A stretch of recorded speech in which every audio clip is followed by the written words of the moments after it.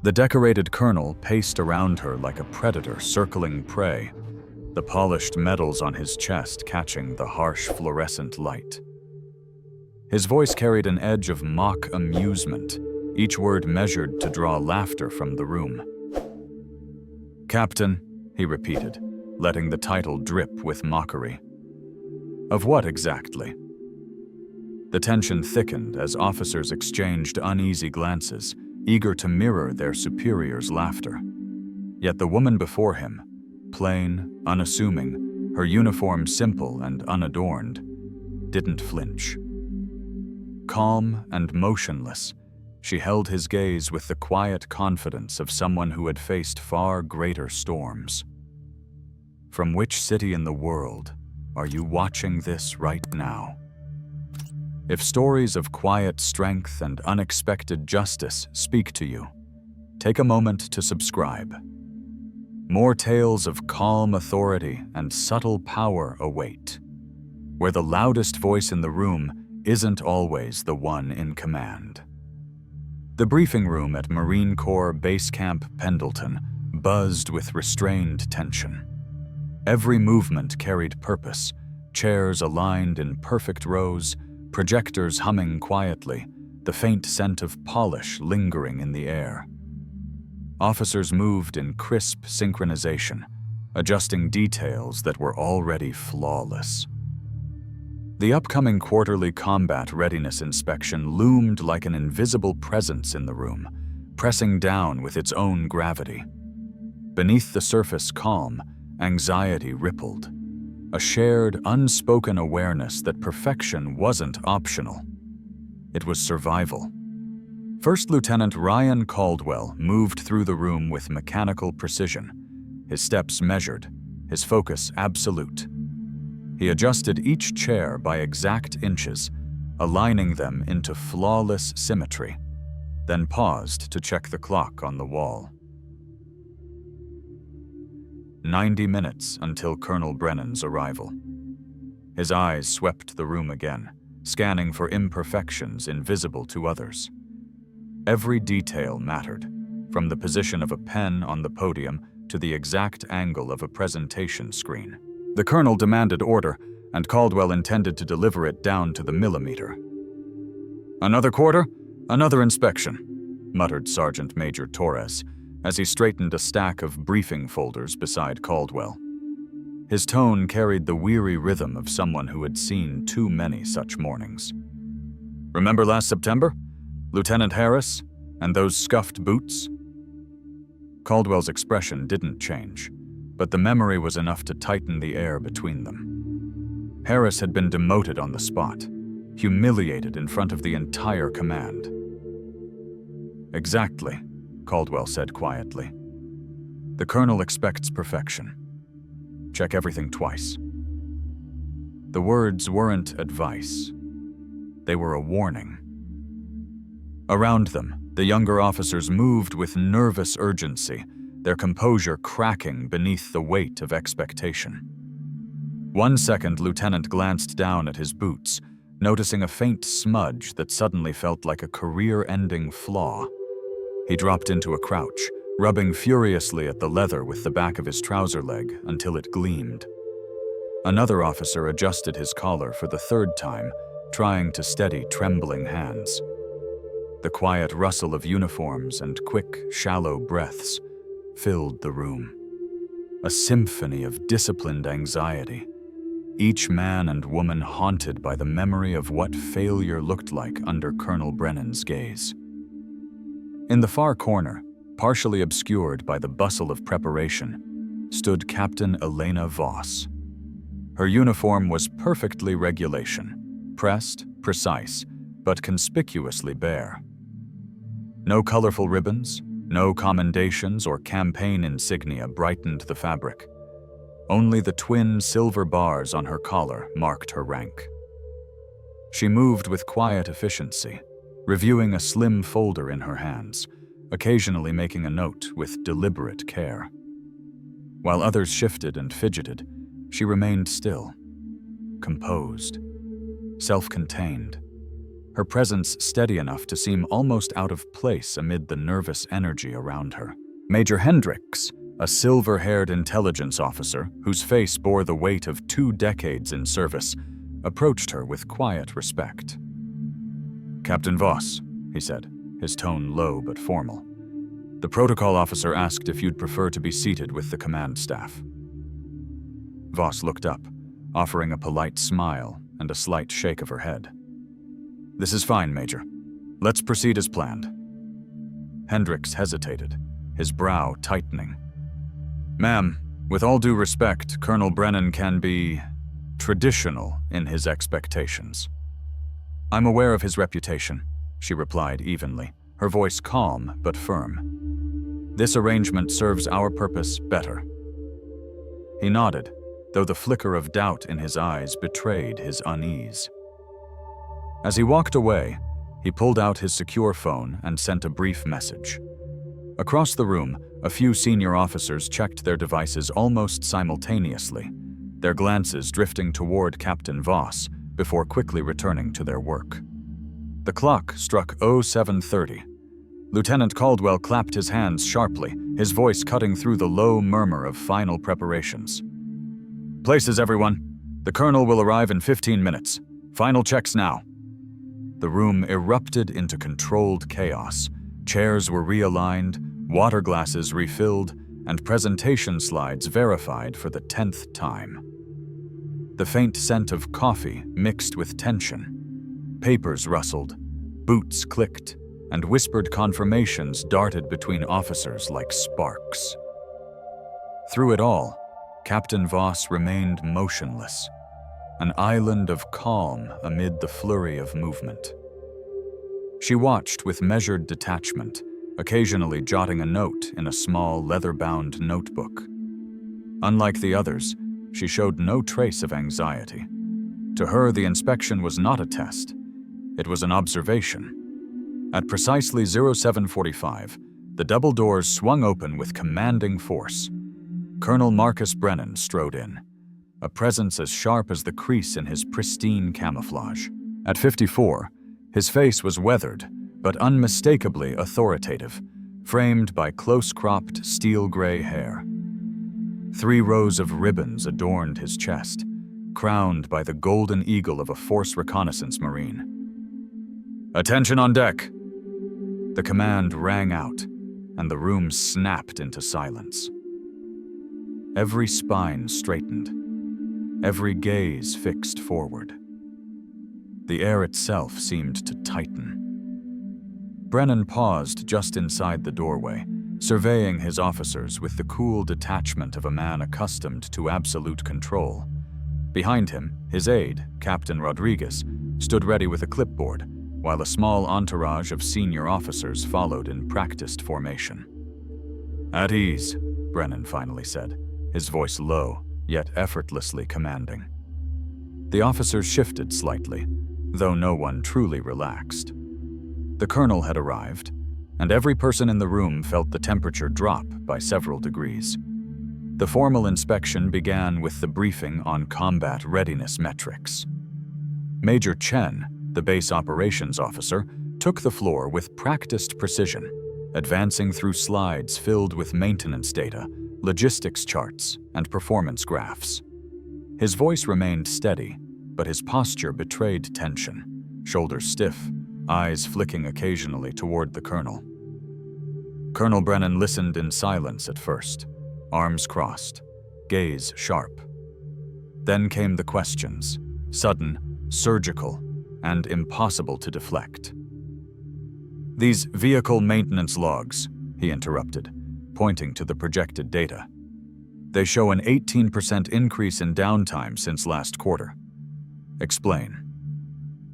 Chen swallowed hard. "Sir, we've encountered supply chain delays with specialized engine components. The logistics department has submitted multiple requisitions to—" "Logistics isn't your responsibility, Major," Brennan cut in, the edge in his voice razor thin. "Yes, sir," Chen replied quickly. "However, I've personally followed up on the issue and authorized certified substitutes where safety allows." Brennan gave a slow, skeptical nod, half approval, half warning. The exchange set the tone for the rest of the session. Relentless scrutiny, anxious explanations, and the colonel's grudging acceptance of anything less than perfection. From her position near the back of the room, Captain Voss watched in silence. While others scribbled frantic notes or exchanged nervous glances, she remained perfectly still, her hands resting lightly on the slim folder before her. Her gaze tracked each of the colonel's movements, the calculated pacing, the abrupt interjections, the subtle way he kept his subordinates off balance. It was a performance, she realized, a carefully engineered display of dominance disguised as discipline. Yet beneath the bluster, she saw something else. Inefficiency hidden by intimidation. Authority that leaned too heavily on fear. She made a quiet note in her book, then looked up again, calm and unreadable, as the colonel's next question echoed across the room. By 0900, the slide presentation concluded, and Brennan rose from his seat with a slow, deliberate motion. He rolled his shoulders, as if shedding the dull weight of statistics.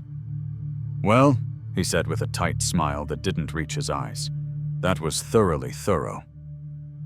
A ripple of polite laughter followed, the kind born from obligation rather than amusement. "Now," he continued, his tone sharpening, "let's get to the real assessment.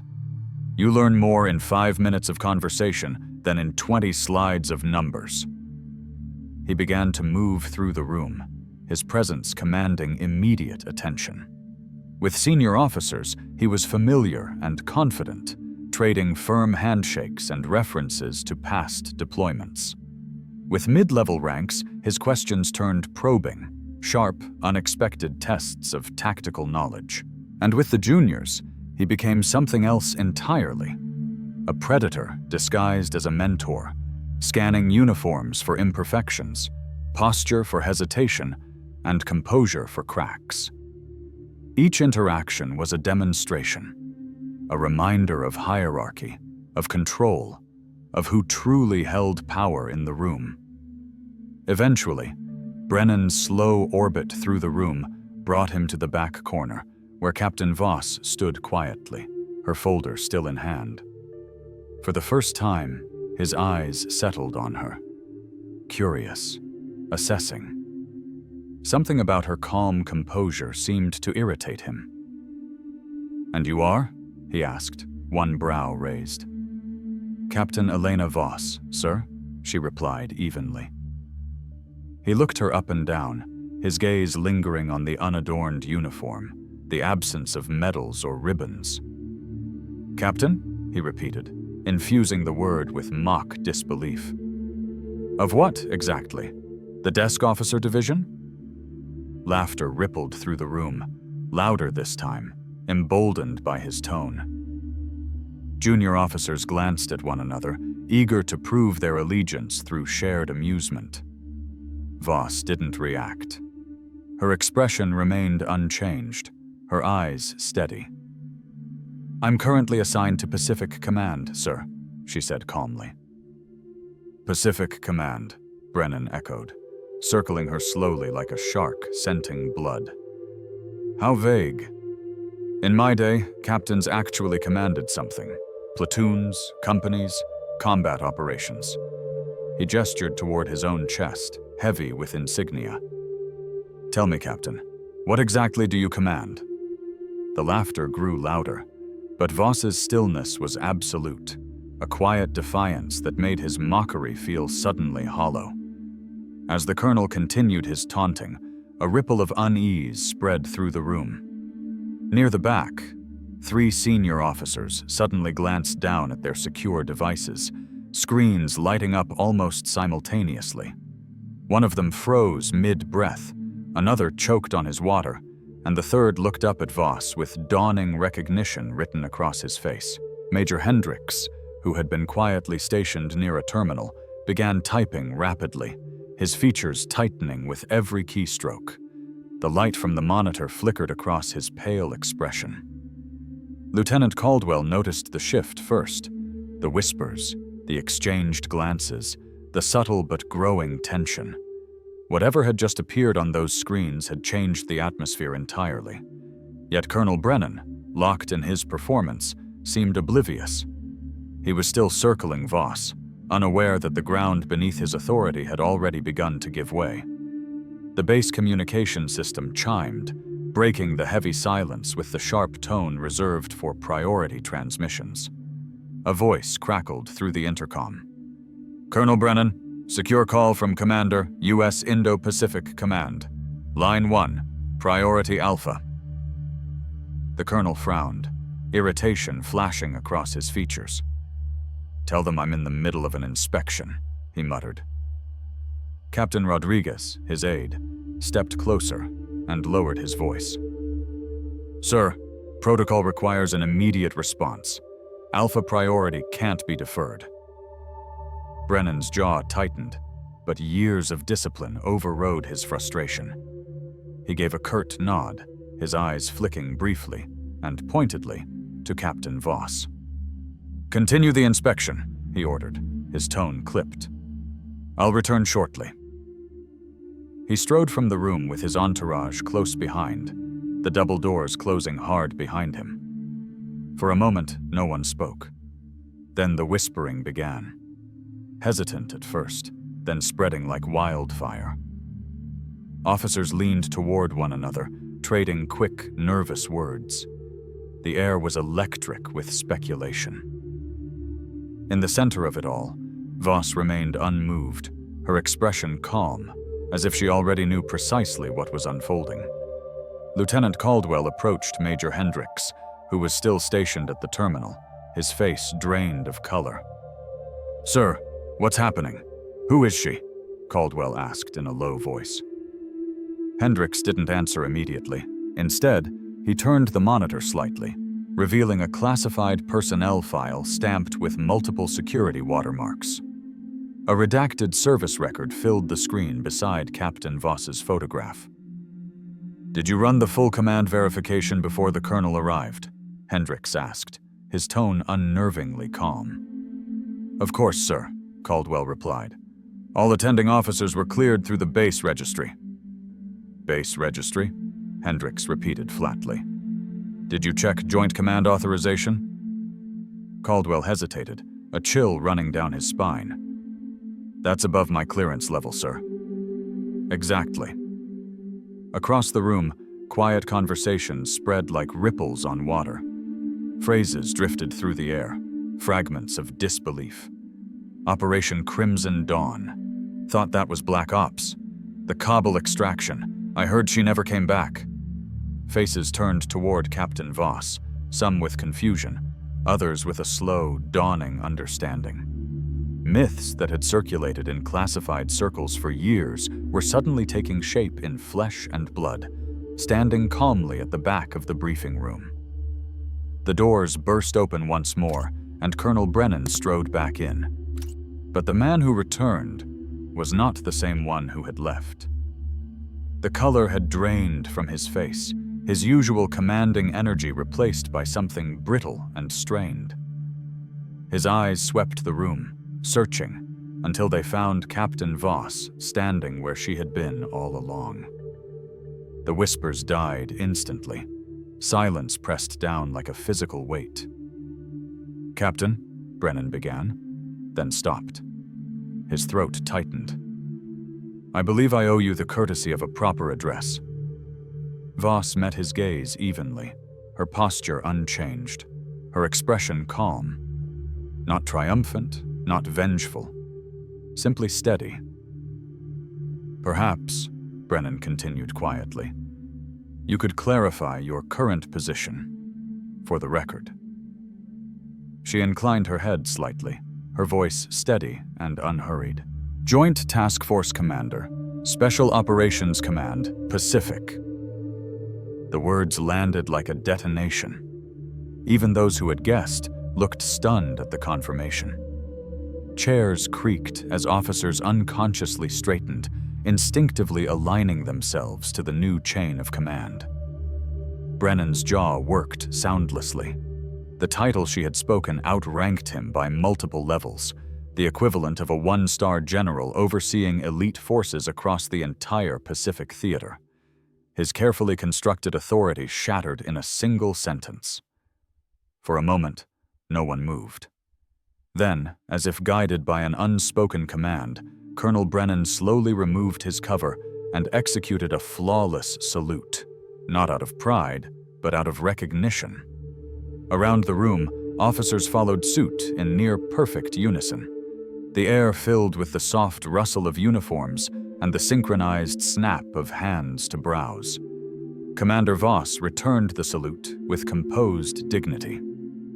"At ease," she said, her tone no longer subdued, but carrying effortlessly through the room. The transformation was immediate.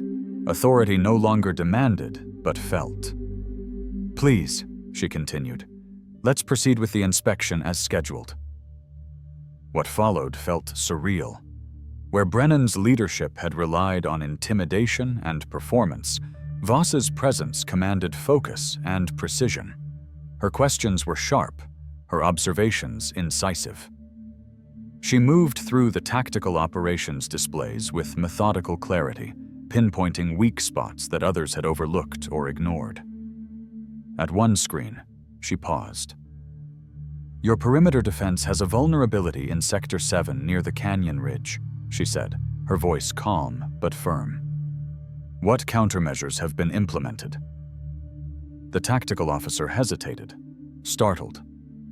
"We've increased patrol frequency and added surveillance drones, ma'am." "And the topographical dead zone created by the ridge formation?" she pressed.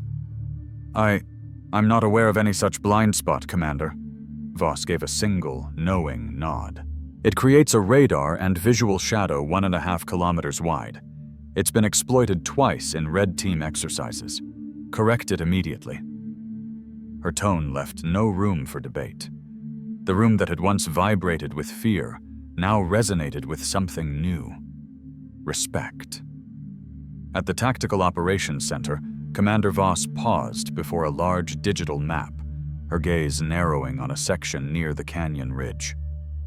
"Your perimeter defense has an unmonitored gap here.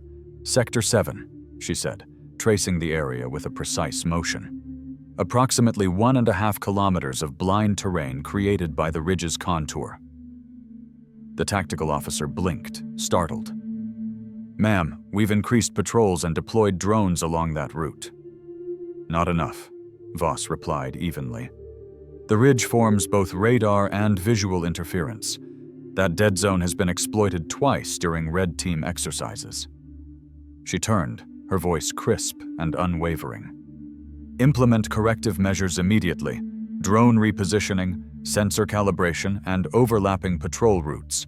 I expect confirmation by 1800 hours." No one questioned her.